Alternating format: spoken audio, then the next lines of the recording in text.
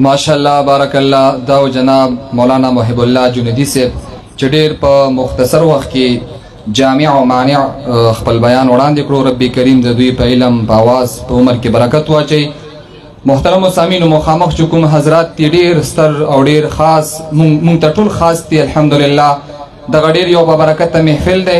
کوشش وکړو ډیر په عاجزۍ سره او ډیر په اطمینان سره او ډیر په سکون سره مخ کی تشریف راوړو چې کوم کسان مخامخ ولاړ دي داسې بے ترتیبه هغوی ته یو عاجزانه درخواست دی چې مخکې راشو محفل کې شریک شو، څه واورو، څه یوسو، څه زده کو او رب کریم د موږ تاسو له په دې قال الله قال رسول باندې د عمل کولو توفیق را نصیب کړي.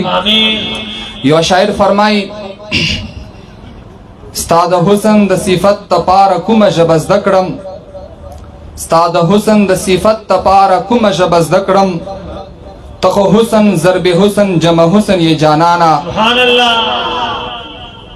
دا عربی یو شاعر فرمائی بلکہ دا فارسی یو شاعر فرمائی حسن یوسف پہ کٹے مصر میں انگشت زنا، حسن یوسف پہ کٹے مصر میں انگشت زنا، سر کٹاتے ہیں تیرے نام پہ مردان عرب. ماشاءاللہ. لگ مختصراً دا دے شعر وضاحت درتا بیانول غواړم، توجهم غواړم. محترم سامعینو ما ته متوجه شو، محفل ته متوجه شو. ډیر زمون معزز مشران، زمون کشران، زمون ماشومان ګلونه زما خي او ګل طرف ته کثیر تعداد سره علماء کرام، مفتیان اعظام، مشایخ اعظام، مدحان مصطفی، نوجوانان، ډیر لوی لوی شخصیات رب کریم د تاسو دغه محبت په خپل بارگاه کې قبول و منظور او فرمای. څومره ولمانه دي موږ ورته بیام هر کله وایو، خوش آمدید ورته وایو، مرحبا ورته وایو، هر کله راشو. الله هر کله په دغه نیکو محافل او مجالسو کې د موږ تاسو شرکت نصیب کا. شاعر څه فرمای یوسف علیہ السلام له خدای پاک ډیر زیات حسن او جمال ورکړو. هر چا د دې خبره پتا وضاحت شته. یوسف علیہ السلام له خدای پاک محبوب علیہ السلام په خپل فرمای رب کریم دغه حسن چې پیدا کړو 100% حسن چې رب کریم مونږ تاسو دا حسن 100% کې واخلو. 50% دا حسن رب کریم صرف یوازی سیدنا حضرت یوسف علیہ السلام لا وربخلو. سبحان اللہ. هغه شخصیت چې د مصر په بازار کې بدوی را روانو، هغه خلق به د حسن نه شرمېدل. هغه د عربو زنانا چې په یوسف علیہ السلام باندې عاشقانې شوې، د حسن یو تاثیرو، د حسن یو کمالو چې د مصر خزو زلیخې باندې کوم الزام ولګولو. زلیخې هغوی له دعوت ورکړو، ولیمه یې جوړه کړه، دستخان خور کړو، فروټ وغیرہ ورته کې خودل او هغوی له چاړي په لاس کې ورکړي.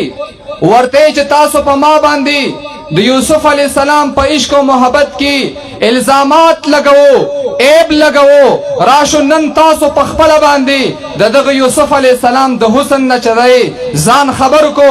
کله د مصر زنانا چې راټول شوي لاس کې چاړي مخه ته فروټ پراته دي، یوسف علیہ السلام ته زلیخې حکم وکړو، امر وکړو چې تاسو لګ په دغه زنانو باندې راوځو تیر شو، لخپل حسن او جمال ورخکاره کړو.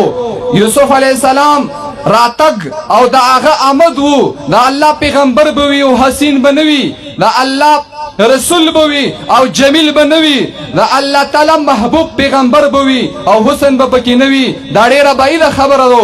یوسف علیہ السلام پرده لري کیږي، د مصر خزه تماشه کی یوسف علیہ السلام چې خپل مخ د پردې نه راښکاره کړو.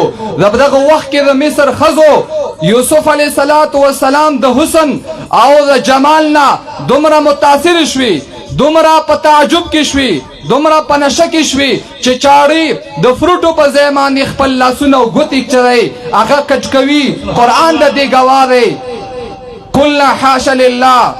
کله چې یوسف علیہ السلام را بهر شو دوی ورته وکتل، دوی وی چې حاشا لله ما هذا بشر، پاکی روی الله لپاره دا خو انسان نشي کېدلی، دا خو انسان نه دی.